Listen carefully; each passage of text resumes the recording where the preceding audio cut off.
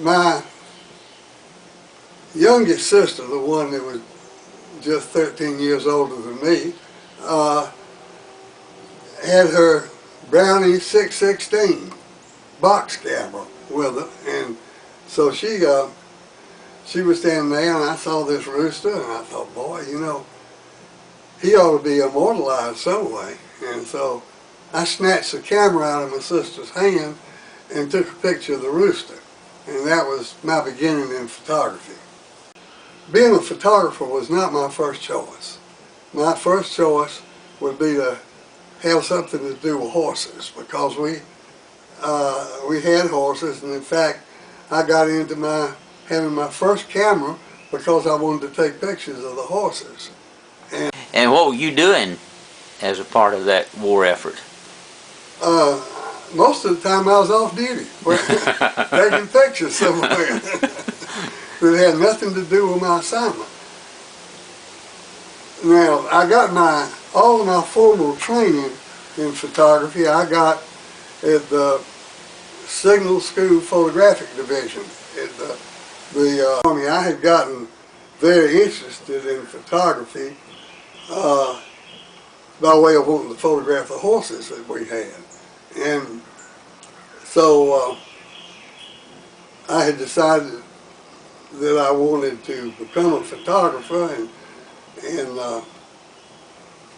I was working at a little studio in College Park, and it was an interesting experience because the day I went in to work in the studio,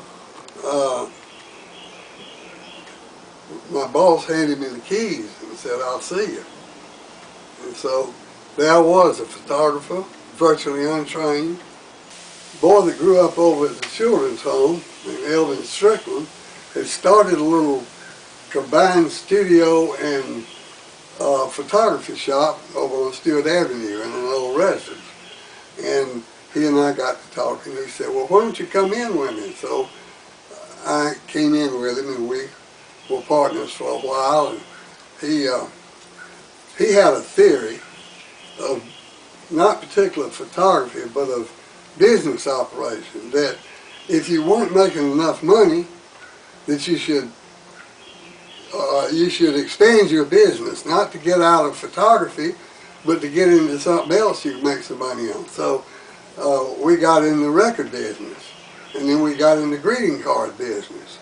And no, the writing came right along at the same time. All this stuff was happening at once.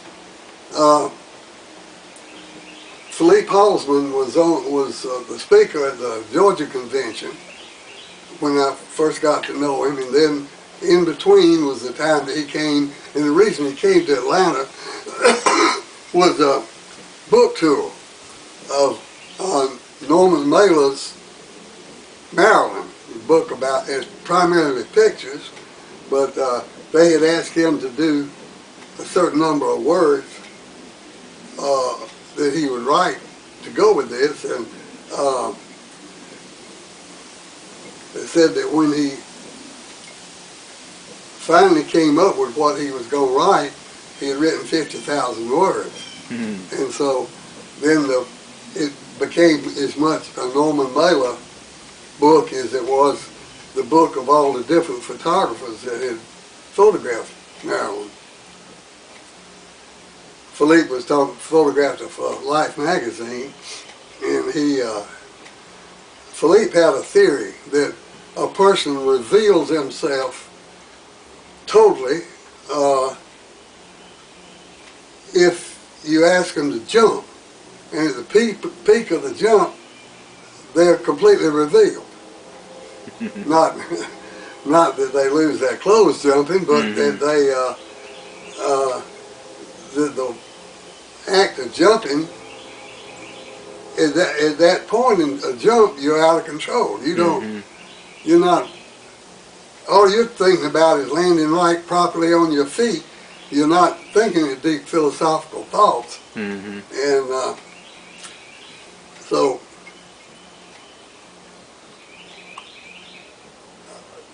Philippe had that theory, and I had just always admired him. he did more, and this still stands. He did more Life magazine covers than any other photographer. Well, He was one of the world's most famous photographers, and he told me one time, he said, JJ, I'm going to let you in on a secret. He said, if you want to be a famous photographer, let me tell you what to do. He said, photograph only famous people. They're still on Amazon, yeah. What are the titles of those books and sort of what? One of the books is Posing and Lighting for Studio Portrait Photography. And the other one, I think, is Exposure and Lighting Exposure and Posing Techniques for Outdoor Photographers. Mm-hmm. They're both still available on Amazon, and they both still have a 4-star rating. There's one rock, and it represents God. And then the 3 rocks represent the Trinity. And I dig in my drawer where I keep my billfold and stuff at night, get those 3 rocks, and probably the first thing goes in my pocket. JJ, this picture was made from the observation platform on a train between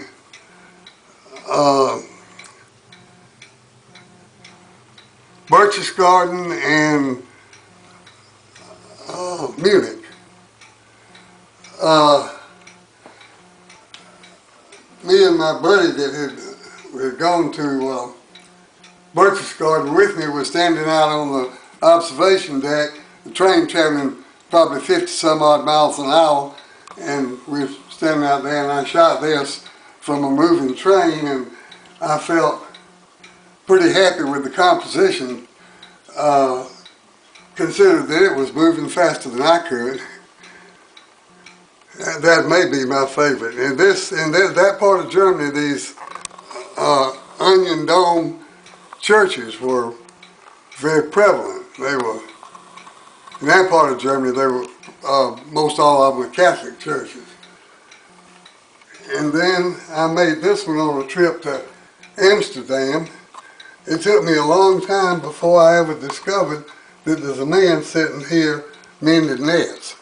That's the Volendam fishing fleet. Volendam's an interesting place. It's on the Zuiderzee, and it's on the mainland, and there's another town called Marken that's on the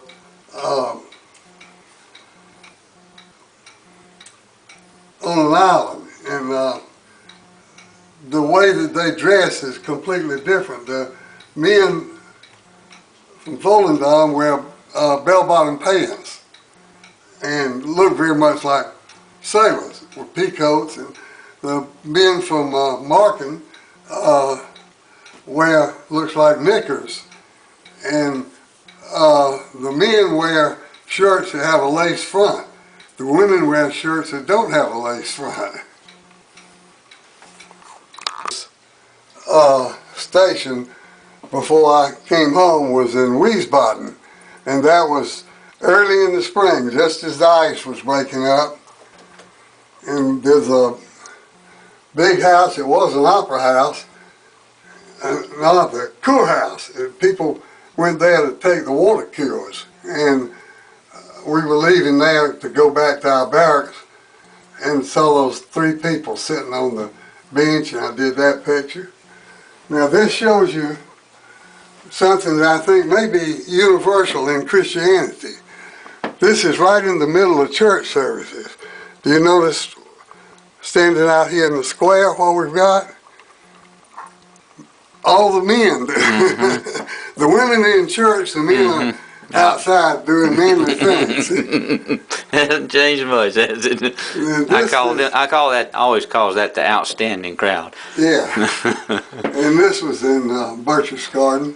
It's not my favorite picture by any means, because it's too much the thing that everybody else made. while these others weren't. Now, we'll start on this, and we'll have to tell you a story about these. One time the editor of our state publication wanted to interview me and do a story about me, and he asked me a question. He said, do you think that buried in your mind somewhere is the best picture you'll ever make? You know, saying that I hadn't done it yet. And I told him, I said, well, right now in my mind, I don't see any pictures, but I said, one of the things that you have to learn about photography is pictures are not only come about because of your skill or even what a good eye you have, but pictures come about partly because of opportunity. I said, I made some of the best pictures I'll ever make when I was in Germany. I said, I'm not going to be back there again, I don't think. And I said, and then you know there was a time when I photographed all the most beautiful models in Atlanta. And I said, I think that time's passed too. So whatever I do from here on is going to be a challenge, because I'm going to have to come up with something to photograph. And so these three photographs are some of the stuff I came up with. There's one day about the time I was thinking about that I walked out the kitchen door and I made this picture. It's a fig leaf that's was on a fig tree in my backyard. And this one, I think we already had moved up the socio-economic ladder until we had a paved driveway by the time I knew you. Well, this was our driveway in a rainstorm. And then you recognize the church. That's my favorite of them. That's the Episcopal picture that Christ Episcopal Church. That took me a year to make, and I wrote a thing to go with it and used it as a Christmas card called Second Chance. I was walking into work, walk to work every day, and I saw this. And I said, yeah, that'd make a great picture. I'll come back maybe tomorrow and do that picture. And finally one day, enough tomorrows had passed by, and I walked out to do the picture, and it wasn't there. The shadow from the steeple and the cross weren't there. And I said, why is that? The thing shouldn't be moving. And then it suddenly hit me that, you know, as the position of the earth and the sun changes, that it was going to do that. So I said, I hope I remember that till next year. And I did, and I made that picture, and that was whatever time of year I made the picture. Before, I had a ruptured aneurysm, and so I wrote a thing about me failing to take the picture when I first had the opportunity, and then coming back and getting it later, a year later. It took me a year to make the picture, and that was representing the second chance. And the other part of the second chance was the fact that I lived. I had but a 5% chance of living. So I lived and got to make that picture.